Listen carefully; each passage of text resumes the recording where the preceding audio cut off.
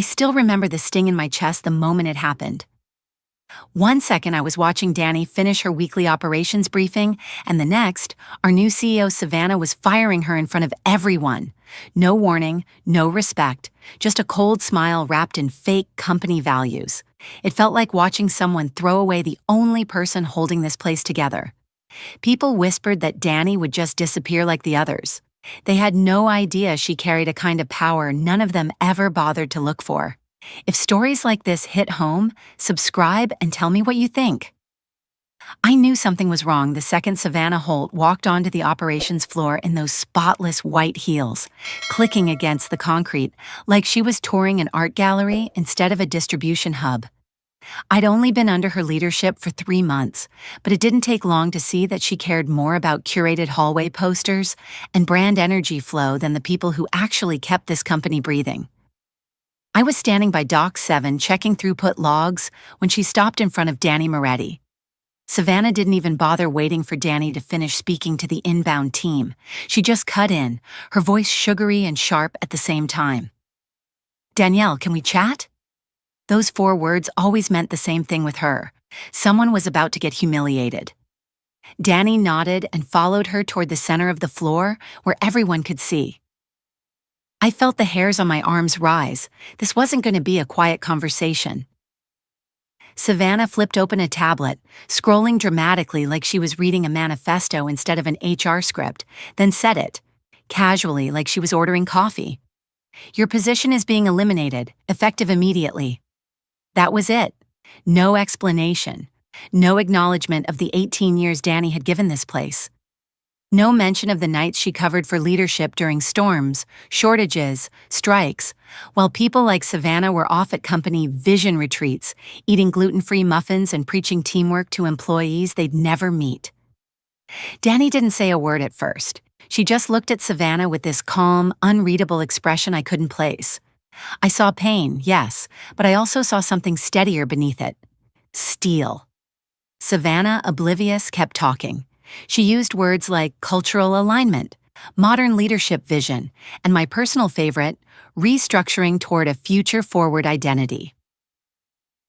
The warehouse crew exchanged quiet glances. They didn't speak openly, no one dared, but the air was thick with disbelief. Some of these people had been with Dani since before the company built its first expansion wing. They knew who actually ran this place, and it wasn't the woman wearing heels designed for hallways, not loading docks. Then came the humiliation. Savannah waved over 2 security staff, not aggressively, just enough to signal that Dani wasn't trusted to walk out. On her own. That was the moment my stomach dropped. Not because of the security itself, but because Savannah did it publicly, loudly, so everyone could see who had the power. Dani didn't protest. She didn't plead. She didn't defend herself the way most people do when their entire career is ripped away in front of their coworkers. She just asked, "Do you want me to gather anything from my desk?" Savannah replied, "No, we'll mail whatever's necessary. Let's maintain flow on the floor." Flow. As if firing the backbone of the company in front of 120 warehouse workers was a traffic update. The room felt silent in a way machines usually don't allow. Forklifts idled, scanners stopped beeping. Even the ventilation seemed to quiet down, like the whole building was holding its breath.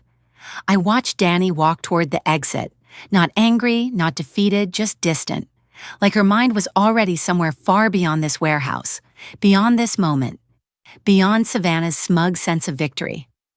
And for the first time, I wondered if Savannah had just made the biggest mistake of her life. After Dani walked out of the building, the rest of the floor tried to snap back into rhythm, but something was off. You can feel when a place loses its spine. It's like when a warehouse light burns out overhead. You don't notice it right away, but the shadows shift and suddenly everything feels wrong. I kept replaying the moment in my head as I moved through the aisles, scanning bins without really seeing them. What bothered me most wasn't just the firing, it was how unsurprised people seemed. Not shocked, not outraged, just numb, like they'd accepted that anyone who wasn't part of Savannah's curated culture vision was disposable. You'd think someone who'd been here nearly 2 decades would get a farewell lunch or at least an email. Instead, people murmured the same tired lines, "Well, she was old school." They want younger leadership. It was bound to happen. Bound to happen? This was the woman who kept our distribution network alive during the dock worker strike of 14, the one who built vendor relationships from scratch when shipments got mislabeled coming through the Portland corridor, the one who ate her lunch standing up because sitting felt too slow in an environment where time meant money. But you know what really made me sick? Somewhere along the line, people forgot all of that, or maybe they remembered but didn't think it mattered anymore. New leadership had spent months drilling in the message that innovation meant fresh faces with fresh ideas. Somehow that became code for erase anyone with experience, erase anyone who wasn't flashy, erase quiet competence. I remember the first time I realized Dani was being pushed out. It wasn't a meeting or a memo, it was the calendar. Her name started disappearing from planning sessions. Then the monthly ops review went invite only. Then her signature wasn't on the process change approvals. Then Savannah created something called the Leadership Culture Collective, a team of young hires who'd never worked a single overnight shift but knew how to make trendy presentation slides about synergy alignment. Dani wasn't invited to that either. I asked her once if any of this bothered her. She smiled a little and said, "Not everything needs my reaction." I thought she was just being stoic, but now, after everything that happened, I know better. She wasn't being stoic. She was watching, waiting, letting them underestimate her. And they did. God, did they ever. Savannah built an entire performance strategy around the idea that Dani was outdated. She'd roll her eyes whenever Dani gave feedback. She'd dismiss her logistics projections as rigid or too traditional. She even joked once during a meeting, "We need leaders who think big, not people who think in cardboard boxes." I'd never seen Dani flinch until that moment. It wasn't the insult, it was the realization that the people in the room, all of them, were nodding along. Not because they agreed, but because it was easier than standing up for someone who didn't advertise her worth. They erased her slowly, piece by piece. First roles, then responsibilities, then visibility, and finally her dignity. But here's the thing about quiet people. They don't need to shout to matter. And Dani? She had a long memory, and even longer patience. I didn't know that yet, not fully, but I did notice things. Small things that didn't feel like coincidences anymore when I replayed them later. The day she sold her second car and shrugged it off as downsizing. The year she refused a raise and asked that the money be allocated to equity commitments. The time she stayed late reviewing bylaws for no obvious reason. Back then, I didn't understand. Now I see the pattern clearly. She wasn't disappearing, she was positioning. And while Savannah and her culture squad were parading around giving motivational speeches about staying relevant, Dani was building something far more powerful than relevance. She was building leverage. And the people who erased her? They were about to learn exactly how dangerous it is to erase someone who knows the bones of the company better than the ones currently wearing its suits. I didn't follow Dani out to the parking lot that day, but I saw her through the warehouse windows, sitting in her old silver SUV, the one she kept long after she could afford something better. She didn't slam the door or cry or punch the steering wheel the way most people do after getting publicly blindsided. She just sat there, hands still on the wheel, looking straight ahead, like she was watching the end of a movie, only she understood. I remember thinking she looked strange. Too calm, too steady, like the firing wasn't a wound but a signal. I had no idea then how right that instinct was. She reached over to her glove compartment. I expected tissues, maybe a phone charger. Instead, she pulled out this thick navy folder, heavy, stiff, the kind of paper stock you only see in law offices or old banks. Even from a distance, I could see the embossed letters catching the light. Harborlight Legacy Trust, Stewardship Holdings. I didn't know what it meant at the time. I didn't know it was the corporate equivalent of a loaded weapon. But the way she rested her hand on it, gently with purpose, sent a chill down my spine. After a moment, she took out her phone and dialed someone. I couldn't hear the words, but her mouth moved slowly, deliberately, and I caught the expression on her face when the person on the other end picked up. It wasn't relief, it wasn't anxiety, it was recognition, like this was a call she'd always known she would make someday. Later, much later, she told me what she actually said. It's time to activate the clause. I'm finished being erased. The voice on the other end belonged to Marissa Cade, one of the original co-founders of Redwood Meridian before she sold her active role and slipped into the quiet life of a coastal town attorney. Most people didn't even know she still had ties to the company. They certainly didn't know she had the keys to its earliest bylaws, back when the founding team believed in practical governance instead of influencer partnerships. Dani had been quietly sending Marissa yearly equity updates for more than a decade. Not because she wanted to brag or negotiate, but because they had a long-standing agreement. If corporate leadership ever forgot the foundation the company was built on and threatened its operational core, Dani would have the right to convert her stewardship shares into full voting control. A firewall built into the charter to protect the company from the exact kind of leadership that fired her. A firewall no one bothered to rewrite when they chased modernization without reading the old rulebook. That afternoon, while Savannah was probably celebrating her decisive leadership moment with kombucha and curated playlists, Dani drove straight to Marissa's little law office in Shore Bend. The place sits between a bait shop and a bookstore, the kind of building you miss if you blink while driving. But inside, the walls are lined with framed bylaws, old contract stamps, and paperwork from the era when Redwood Meridian was just 5 people working out of an old converted packing shed. I wasn't there in person, but Dani told me enough for me to picture it vividly. The brass bell over the door chimed when she walked in. Marissa looked up from her desk, took off her glasses, and didn't even ask why she was there. She simply said, "So they finally did it." Dani placed the Navy folder on the desk, opened it, and revealed pages, dozens of them, full of signatures, dated stock conversions, equity reinvestments, and something called the founding Stewardship Clause, a document Marissa had handwritten portions of back in 1998. They didn't update anything, Marissa said after flipping through only 3 pages. They modernized the branding, but not the governance. The stewardship class is still binding, all of it.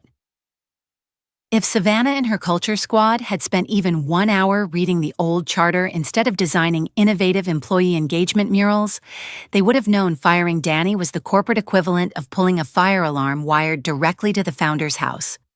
Marissa reviewed the signatures.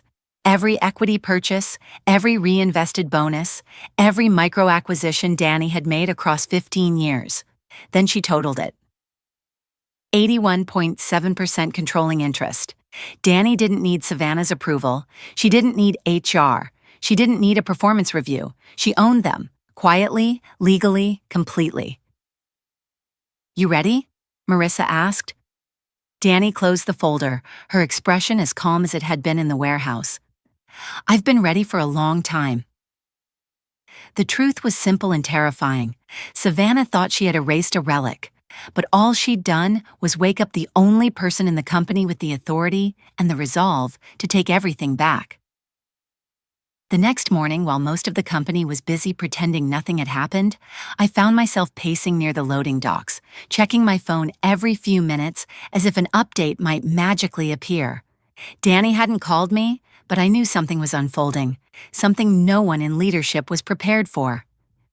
Hours passed before I finally got a message, a short one. "Don't worry, just be ready."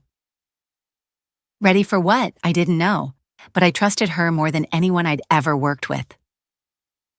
Meanwhile, Savannah strutted through the building acting like she had just saved Redwood Meridian from a national crisis instead of firing the one person who actually understood our systems. She held a leadership alignment huddle with her hand-picked culture squad in the conference room facing the warehouse. I couldn't hear what she said, but the smiles told me everything. She believed the firing solidified her power. She had no idea what was happening miles away in that tiny law office. Later that afternoon, Dani told me what took place there. Marissa had pulled out the original company charter, literal paper copies yellowed at the edges with signatures from the founding team. Not the polished digital version the new executives waved around at meetings, but the real one, the one that still mattered. They spread the documents over her desk, smoothing out corners, tracing language that hadn't been touched in decades. "Look at this," Marissa said, tapping a paragraph near the bottom of a page titled Stewardship Governance Mandates. The clause stated that any holder of more than 60% of the original stewardship share class could initiate an immediate governance review, freeze executive authority, and mandate a board reconstitution without approval from the current CEO, just notification. They skipped this during the transition, Marissa said, probably never even read the stewardship section. Dani nodded. They were too busy updating the brand guide. They found more. Executive appointments made in the last 12 months weren't ratified properly. Budget authorizations had bypassed mandatory operational sign-off, a requirement still tied to stewardship oversight. Even leadership restructuring memos lacked the necessary trustee acknowledgments. One page after another revealed sloppy governance. Corners cut, signatures missing, approvals assumed instead of earned. It wasn't intentional malice. It was arrogance.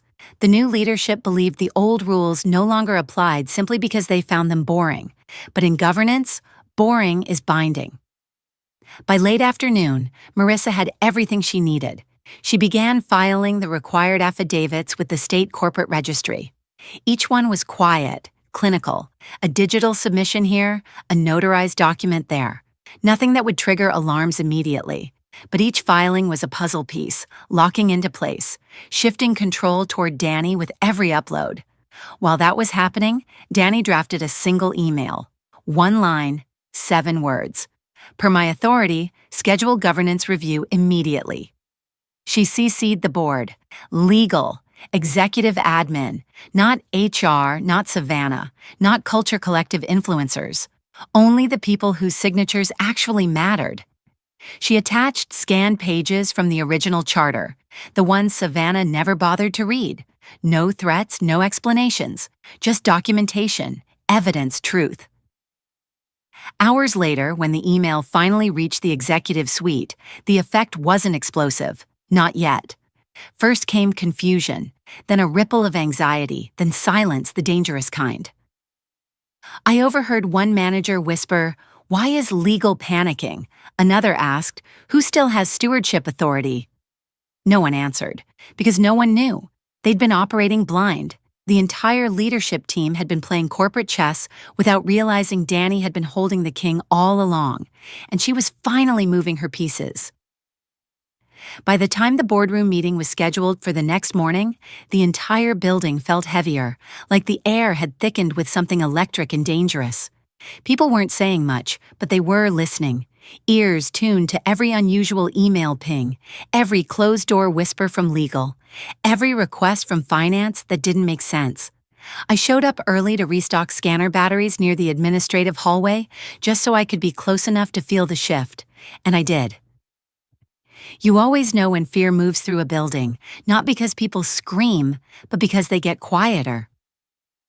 The boardroom was already full when Savannah arrived. She dressed differently that morning.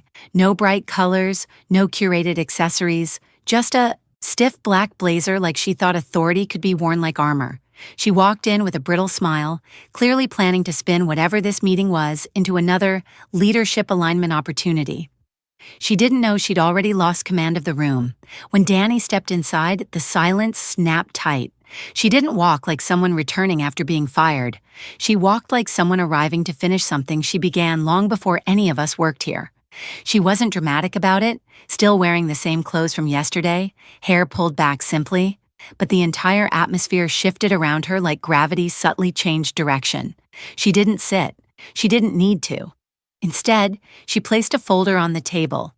Not the navy one this time, but a slimmer, neatly organized stack of documents. Real governance papers, the kind you don't download from a share drive. "Let's begin," she said, steady and calm, as if she'd been the one running this company all along. And in a way, she had. Savannah forced a tight laugh, trying to regain footing. "Dani, I think there's been a misunderstanding. This meeting is for executive leadership. You're no longer—" "I have the floor," Dani said, not raising her voice, but cutting through Savannah's words like a clean slice through fabric. Even the board members on the video screen straightened. Dani flipped open the first page. Over the past year, several decisions were made without required stewardship oversight. She slid copies across the table. Executive appointments lacking ratification, budget reallocations without operational review, vendor agreements bypassing compliance channels, and most critically, a restructure executed without acknowledgement from a stewardship majority. She looked directly at Savannah. Mine. The room froze. You could have heard dust settling. Savannah blinked, confused at first, then genuinely alarmed. What are you talking about? There hasn't been stewardship control here for years. Those shares were dissolved.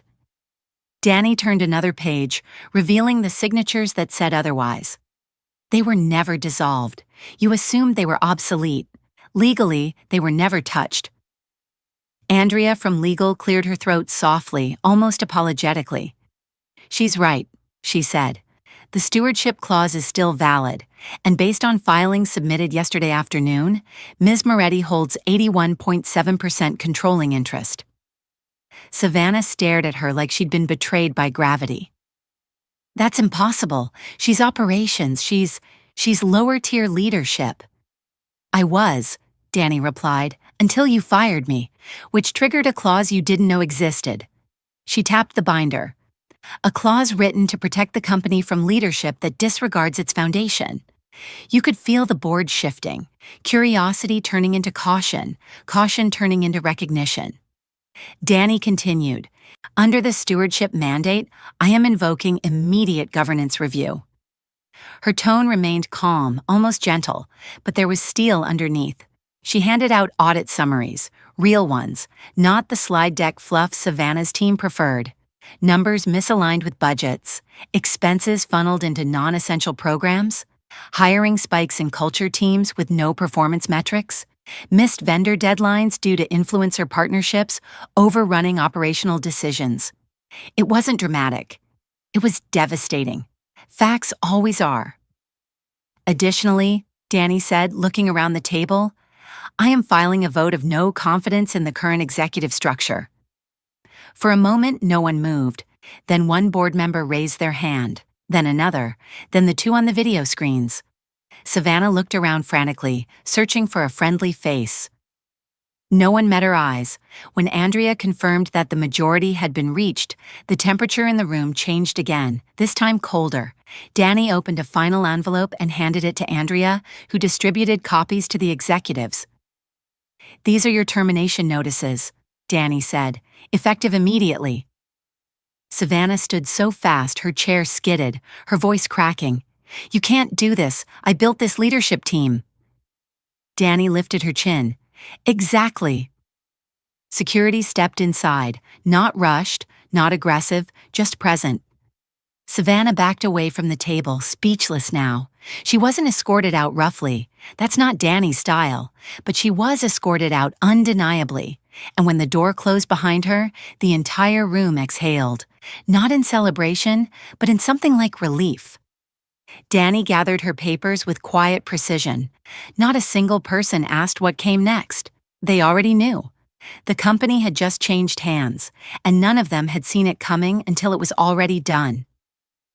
In the days after the boardroom upheaval, the building felt strangely quiet, as if everyone was waiting for someone to announce that what we saw wasn't real, that there'd been a misunderstanding, that Savannah was still in charge, that Dani wasn't the one holding the reins, but reality didn't care about their denial. It moved forward anyway. I watched Dani step into her new role without stepping into anyone's spotlight. She refused the corner office the board offered her, choosing instead a small workspace near the freight elevator where she used to spend her early mornings reviewing routing sheets. It wasn't symbolic, it was practical. Being close to operations meant being close to what actually mattered, and she made changes quickly, but not loudly. The first morning, the Culture Initiative Slack channels disappeared. Poof! One click and they were gone. The posters advertising mindful workflows and flow state leadership alignment were quietly removed from the hallways, replaced by simple printouts listing vendor turnaround improvements and shift efficiency goals. People who had spent the past year polishing metrics instead of improving them suddenly found themselves unsure where to stand. Meanwhile, the workers who had kept their heads down and carried the load began to rise. Dani called in Mia Delgado from dock operations, a woman who'd managed crews through supply shortages without asking for recognition, who understood freight patterns better than anyone in the building. By the end of the week, Mia was named interim CEO, while Dani took the title of stewardship director, the seat with actual authority. No one questioned it. Leadership that made sense didn't need justification. Dani created something called Walk the Floor Wednesdays, and she showed up for everyone. No speeches, no cameras, no alignment sessions, just listening. I tagged along once, pretending to check pallet weights so I wouldn't get in the way. She asked simple questions. What's backing you up? What did leadership ignore before? What would make your job easier? The answers weren't complicated. Broken equipment, slow approvals, training gaps, things that should have been fixed years ago. And one by one, they were. Vendor payments stabilized, routing errors dropped, overtime requests were finally reviewed instead of auto-rejected. You could feel the shift everywhere. The exhaustion in people's faces eased. Conversations stopped sounding like complaints and started sounding like solutions. Clients who'd been circling the exit suddenly renewed contracts without a negotiation. One even wrote, "Feels like the adults are back." I saw Dani reading that email at her little desk by the elevator. She didn't smile big, just a quiet, tired one, the kind that comes from seeing something broken finally start to heal. This wasn't revenge, not the kind people expect. It was restoration, a return to sanity. She wasn't building something new. She was repairing something that should have never been fractured. And watching her do it, I realized something. Power isn't loud, it's steady, and Dani had been steady all along. Weeks passed, and the company began moving like a living thing again, steady, coordinated, purposeful. It was strange how quickly people forgot the chaos that came before, as if good leadership softened the edges of memory. But I remembered everything, especially the day Dani called a quiet meeting in the updated boardroom, the one now stripped of its trendy decor and returned to simple wood and clean lines. She didn't stand at the head of the table. She never liked hierarchies that drew unnecessary attention. Instead, she placed a single frame on the wall next to the company's milestone photos. It wasn't a glossy PR shot or a staged leadership portrait. It was an old picture of the original crew. 5 people in steel-toed boots, standing in front of the first warehouse before the paint had even dried. "This is who built Redwood Meridian," she said softly. "Not the slogans, not the posters, the people who showed up." She then revealed one final governance update she had filed without fanfare. From now on, every sitting CEO would be required to meet with operations staff in person once a month. No delegation, no excuses. A chair would always be left open for them at the floor meetings. "If leadership forgets who keeps the lights on," she said, "the whole foundation collapses." I watched her walk toward the elevator afterward, calm as ever, no triumph in her shoulders, just closure. They tried to erase her from the company. Instead, she rewrote its rules forever. When I look back on everything that happened, the moment that stays with me isn't the boardroom showdown or the firings. It's the silence before all of that. The silence we all lived in while leadership made careless decisions and no one dared to challenge them. That's why, for me, the lesson is about accountability motive, how corruption, entitlement, and incompetence thrive when people stay quiet, even when they know something is wrong. I learned that silence isn't neutrality, it's permission. Watching Dani finally step forward wasn't just satisfying. It was a reminder that the truth only matters when someone is brave enough to defend it. And what struck me most was that her power didn't come from shouting or grandstanding. It came from preparation, integrity, and the courage to act when the moment arrived. In real life, most of us aren't dealing with corporate takeovers or shareholder mandates, but we do face smaller versions of the same pattern. Bosses who take credit, coworkers who cut corners, people who treat loyalty like weakness. And in those moments, it's easier to stay quiet. I've done it myself, but this taught me that protecting your boundaries and speaking up early prevents much bigger damage down the line. And sometimes, yes, silence can be the sharpest knife, not because it avoids conflict, but because it denies bad actors the reaction they expect. It forces them to face their own mistakes without distraction. How to get started today. Speak up once this week when you'd normally stay silent. Document your work and decisions. Paper trails protect you. Set one boundary at work: time, workload, or respect. Pay attention to slow erosion, roles, dignity, recognition. Those are early signs. If this story resonated with you, comment with your experience, share it with someone who needs it, and don't forget to subscribe for more stories like this.